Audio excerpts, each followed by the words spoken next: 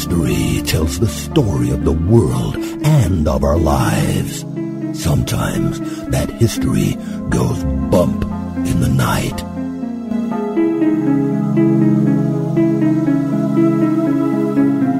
Broadcasting from the center of oddity and the supernatural in Central Florida, it's the History Goes Bump podcast. Hello, you spooktacular people. Welcome to this 52nd episode of the History Goes Bump podcast. Ghost tours for the theater of the mind. I am your host, Diane. And this is Denise. And on today's episode, we're talking about the Cecil Hotel. And Denise, if ever there was a show that makes people want to perhaps keep the lights on while you're listening, this one is probably it. I am very sure this one is probably it. And so we will let them know why in a moment. Very, very creepy location. And wow, what a history this place has. But before we get into that, we want to make sure you guys check out our website at historygoesbump.com. It's got everything you could possibly want to know about the show, where you can find us on social media. We've got our emporium over there, and we've added some new gear to the store. And coffee mugs for traveling. So yes. You can take us in your car with you. Travel coffee mugs. And we threw in our little slogan there, you'd be more interesting if you were dead. Absolutely. And it's not only just the slogan, but since before we tweaked it a little bit because before it was already like copyrighted or whatever, but it's on there with the History Goes Bump logo, which makes it even more awesome. If we do say so ourselves. You can subscribe to the newsletter at the website. You can also donate to the show. We appreciate anybody out there who wants to help financially help the show. Just keeps things running for us. Denise, if people want to contact the show, how can they do that? They're going to do that at historygoesbump@gmail.com.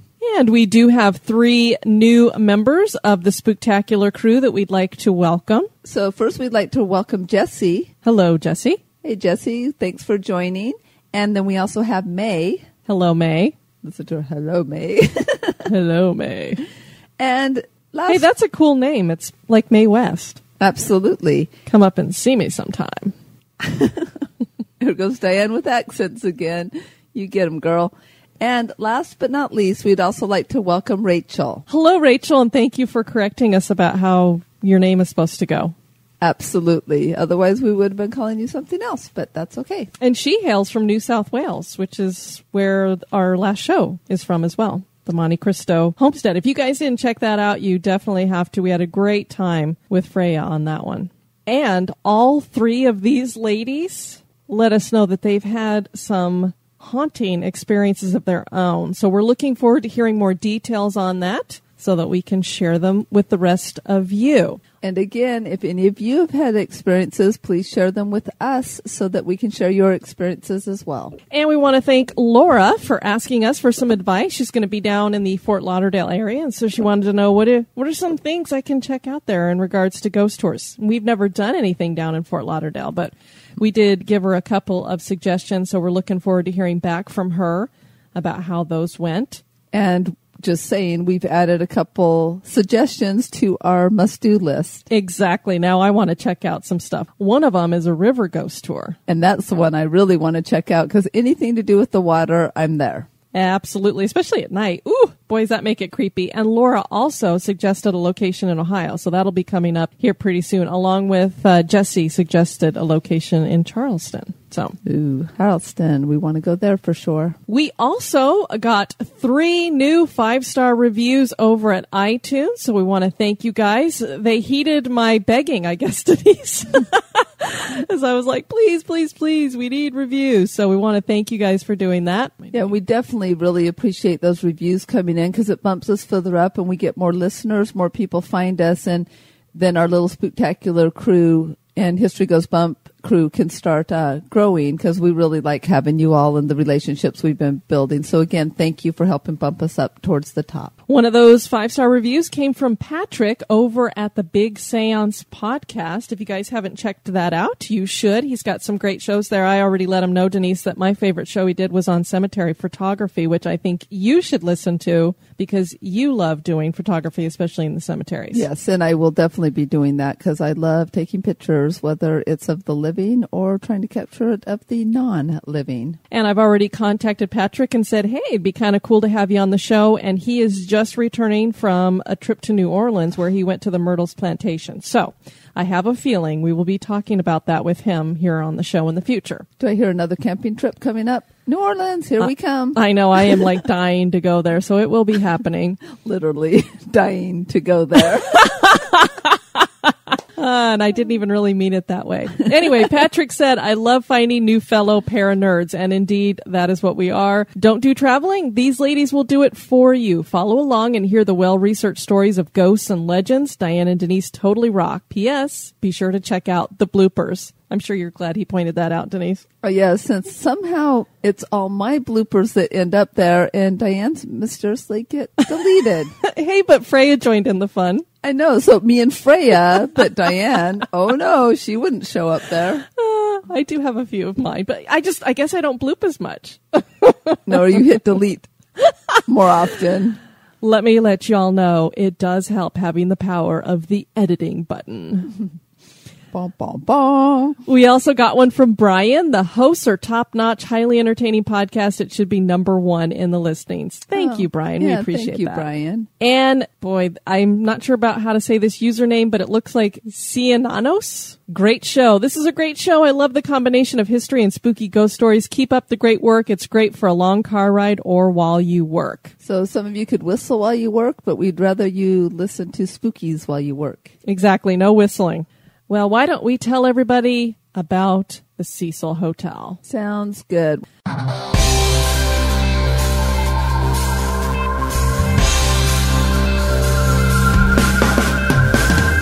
If you would like to support the show, please visit our Patreon page at patreon.com/History Goes Bump. Or perhaps you just want to make a one-time donation. Click the donate button on our website at historygoesbump.com.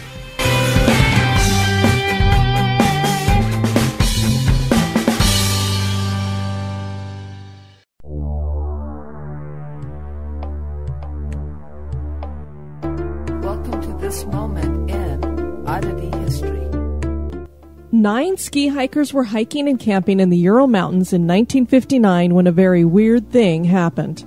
All 9 hikers were found dead in various locations and in various states of undress. The details of the story make what happened on Dylatov Pass so many decades ago even stranger. Igor Dylatov, for whom the pass has been named, was the leader of the group. The group included many graduate students from the Urals Polytechnical Institute. When the hikers did not return when they were expected, a search party was sent out and they made the unusual discoveries. The hikers had set up a large tent to share which would protect them against the cold and snowy weather. The back side of the tent had been cut with a large knife from the inside, as if the hikers had to make a quick escape and could not leave from the front of the tent. The tent was left in a state that made it appear that the hikers had been eating dinner before fleeing. This might explain why most were not dressed in the proper clothing and had no shoes when their bodies were found. The hikers appeared to have split into groups. 2 were found dead next to the remnants of a fire wearing only their underwear. 3 other hikers were found closer to the tent in such a way that it is assumed they were trying to return to camp. The other 4 hikers were found in a ravine. The bodies appeared to be unharmed, but autopsies revealed that many of the bodies had suffered internal injuries. 1 corpse was missing its tongue. All of the bodies revealed radiation exposure. Many theories have abounded through the years. Was there a weather event or an avalanche that caused the group to flee? Did a wild animal or pack of wild animals scatter the group? Did a UFO and aliens visit the group? A military operation was occurring nearby, and some wonder if these young people got caught up in that. A more recent and interesting theory hypothesizes that an infrasound anomaly caused a repetitive wind event leading to erratic behavior from the group. The sound waves from this anomaly could have made the hikers crazy for a moment in time. The deaths were ruled as caused by exposure and internal injuries, which some believe occurred due to falls. What really happened, we'll never know, and the whole incident certainly is odd.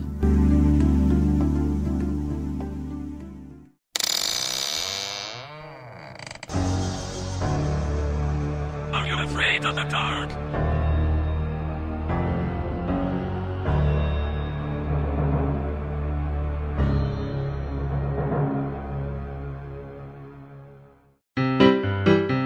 This day in history.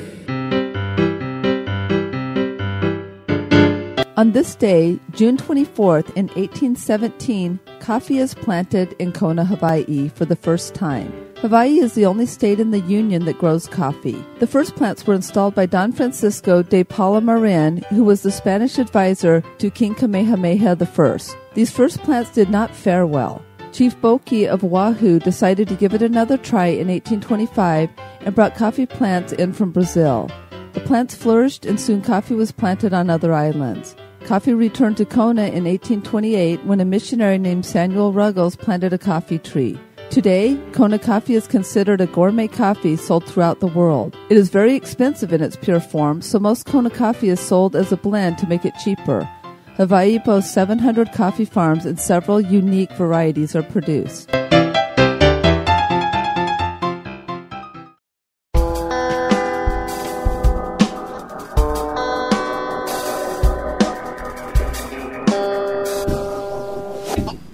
Hey, this is Christopher. And this is Joe. From the Curioso podcast. And here at the Curioso, when we want to listen to ghost tours or the theater of the mind, we listen to the History Goes Bump podcast.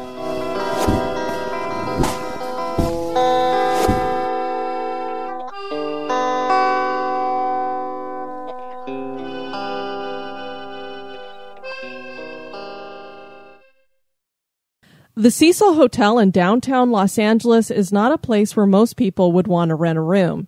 That might be why the Cecil Hotel was reported closed, but do not be fooled. The hotel just changed its name to Stay on Main and advertises itself as a hostel. You know, I don't know if I want to call myself a hostel when we're talking about curses and ghostly stuff, because we saw that movie and I wouldn't want to be at a hostel. Scary.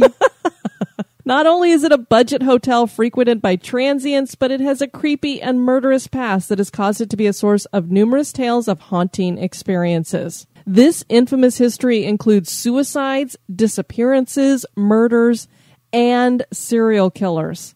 The hotel made news in 2013 when the funny-tasting water coming out of the faucets was linked to a dead body in the water tower. Ew, gross. Yeah. A disturbing video related to this death has gone viral. You might want to turn on the lights for this episode as we explore the history and hauntings of the Cecil Hotel. The Cecil Hotel is located at 640 South Main Street in downtown Los Angeles, California. It was built in 1924 in the Art Deco style and originally had 700 rooms and was known as Hotel Cecil. It was built by hotelier William Banks Hanner. The hotel was large and cost $1 million to complete. Hanner put his brother Paul in charge of managing the hotel. The hotel was meant to be a place of comfort for business travelers. The lobby was beautiful with stained glass and marble-tiled floors. The Great Depression hit hard, and before long, the Cecil Hotel became a flop house. It also did not help that the area where the Cecil was built was well on its way to becoming Skid Row. Transients became the main tenants, and to this day, the hotel is advertised as a low-budget option. New owners refurbished part of the hotel in 2007. Reviews were mixed, but it seems to be your standard hostel for European travelers, with some of the now 600 rooms set aside for long-term living. Standard hostel, except for its bloody history that has earned it a reputation. Yeah, so Denise, it seems that these owners who came in 2007 thought, well, let's try to make something of this, because when you walk in, it has a beautiful lobby and it looks really nice. It's got antique chandeliers and it just looks really beautiful. And I think they were like, you know, it has potential. So I think they've been trying to pull it out of this muck that it's stuck in. And that's part of the reason why the name change has happened as well.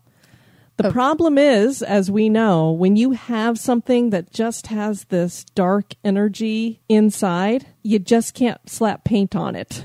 Well, and if it's not in a better part of Los Angeles, as we know from experience, you definitely want a little bit of a higher level hotel as well, because it's creepy staying in any hotel that would be considered a budget hotel in downtown Los Angeles. Exactly. And this is near the Staples Center. So that I think they just thought because of its location, they could really pull people in. And I think this is why they market it to European travelers who don't know better or who are more prone to say, hey, I don't mind sharing a bathroom with multiple people on a floor.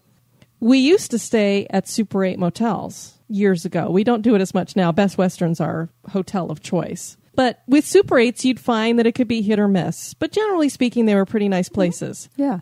But the one we stayed at in Hollywood, it looked like the room that we stayed in was one of those rooms you can rent by the hour kind of things. I mean, down to cigarette burns on the comforter and what looked like it could maybe possibly be a bullet hole. We were like going, and it didn't help that when we checked in, the electricity wasn't working, so we're trying to bump up the stairwell with no lights, no elevator, in the dark into this thing with flashlights. So we're like, alrighty then. So no offense to any owners of that, but that was quite the experience of our travels to the City of Angels. Yeah, so we got a feel for staying in Hollywood. It reminded me of staying in Washington, D.C., Denise. This is also a city that you do not want to stay. I don't think you want to really stay at any hotel in Washington, D.C. I don't think any big city you want to stay too much like right in the city. That's why unless it's a really fancy place, but then you're talking expensive. Very expensive. But that's why when we went to Chicago, you wondered why I looked for a state park that was like an hour and a half away. Because same thing. I didn't want to stay right on the outskirts of a big city. Yeah, so I wouldn't want to know the history of the place we stayed at in Hollywood. Hopefully it's not anything similar to the Cecil.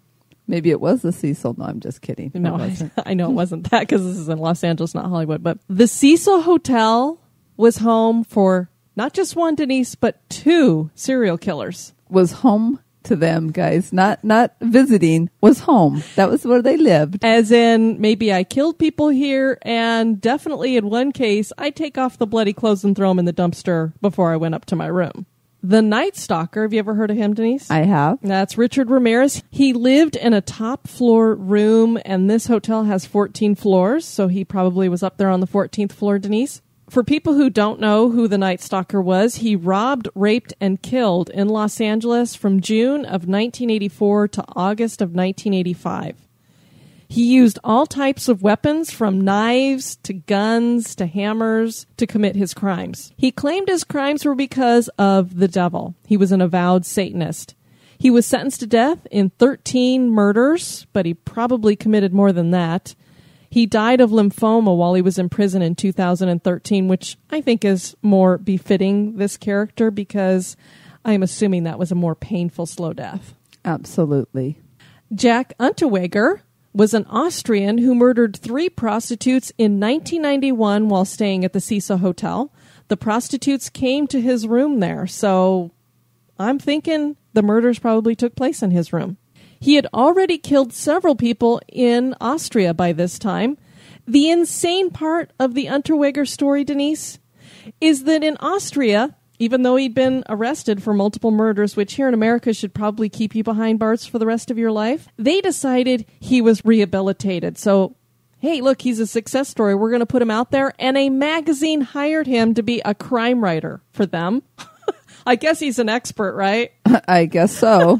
And they send him to Los Angeles to cover crime there. Well, he was intrigued by the Night Stalker, which maybe that's why he ended up staying at the same place. And he claimed that his murders were an homage to the other serial killer. So some rehabilitation there. Ay, ay, ay. The deaths at the Cecil Hotel have been numerous. Murders occurred in the 20s and the 30s, even before the hotel started its decline. It is claimed that the Black Dahlia was seen hanging around at the bar in the Cecil before she disappeared in 1947. A woman named Goldie Osgood had worked as a telephone operator. She called the Cecil Hotel home. She was known for feeding the pigeons in Pershing Square, so people nicknamed her Pigeon Goldie.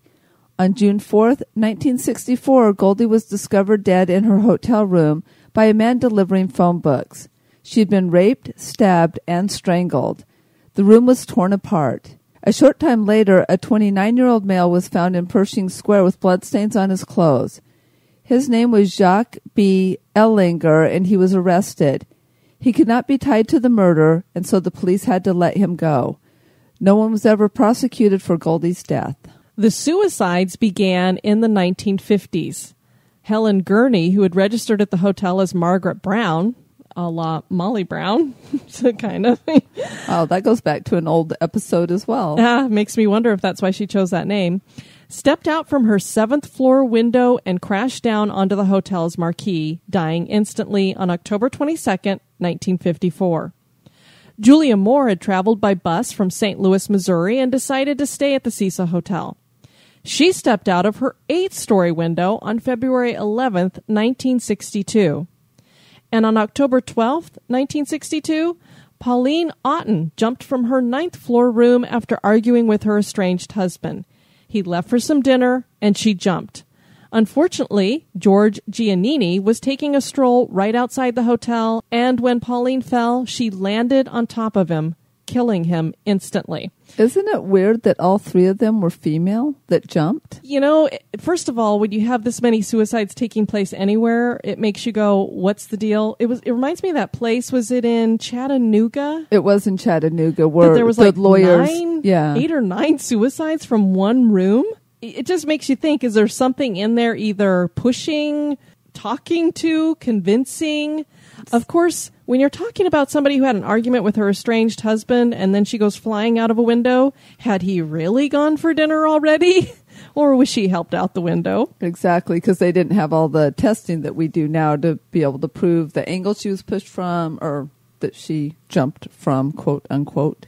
Exactly. And then you got this poor guy who's just minding his own business walking underneath. And at first the police thought maybe it was a double suicide, until they realized he had his hands in his pocket and his shoes on, and apparently the length of the fall would have caused his shoes to come off, and obviously his hands wouldn't have been in his pocket, so then they realized he had been walking underneath. And then there's a story of Canadian Elisa Lam. Elisa had stopped at the Cecil Hotel on her way to Santa Cruz. She went missing. The only clue about what may have happened to her was seen in a closed caption TV video, which we do have posted on the History Goes Bump blog. So if you want to go take a look at that. But in the video, Elisa seems to be acting oddly, as if she's afraid of something, almost as though she were being pursued. She moves her arms in odd ways and steps on and off the elevator. The elevator never closes its doors or moves while she is in the camera's view. After patrons complained of ill-tasting water and low water pressure, a hotel worker discovered Elisa's body in the water tower. The rooftop is locked, so no one knows how she got there or if she somehow entered the water tower herself and drowned. No drugs were found in her body. To this day, Denise, it's just been ruled an accidental drowning, and people wonder if she was having some kind of a psychotic episode based on the way she was acting. But I don't know. I mean, she obviously wasn't taking any drugs for being psychotic. Since there was none found in her, she wasn't having a reaction to drugs, again, since there was none found in her. And how does she get up to the water tower, which was a locked area?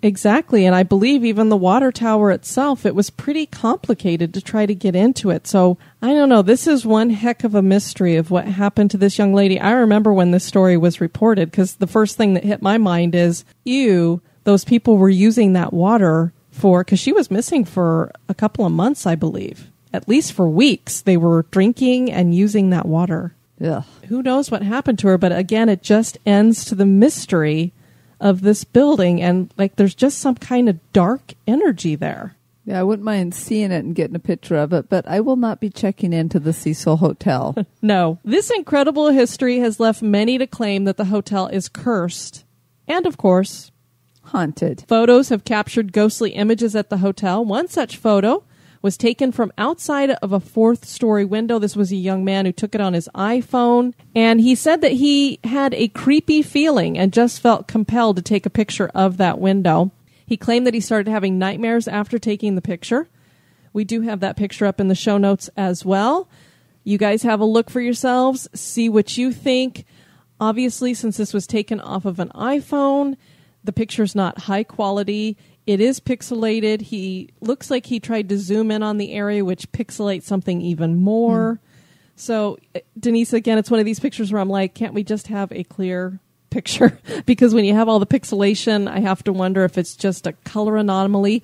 But it does look as though there is a person hanging outside of the window, almost with their arms raised, as if they were going to jump, or maybe somebody who's standing on a ledge getting ready to jump. I'm not sure, but you could see how somebody might think there's something there, but I am not overwhelmingly convinced. And of course, our listeners notice how she says, can't we just get clear pictures? And guess who she sends to take the pictures when we're on ghost tours?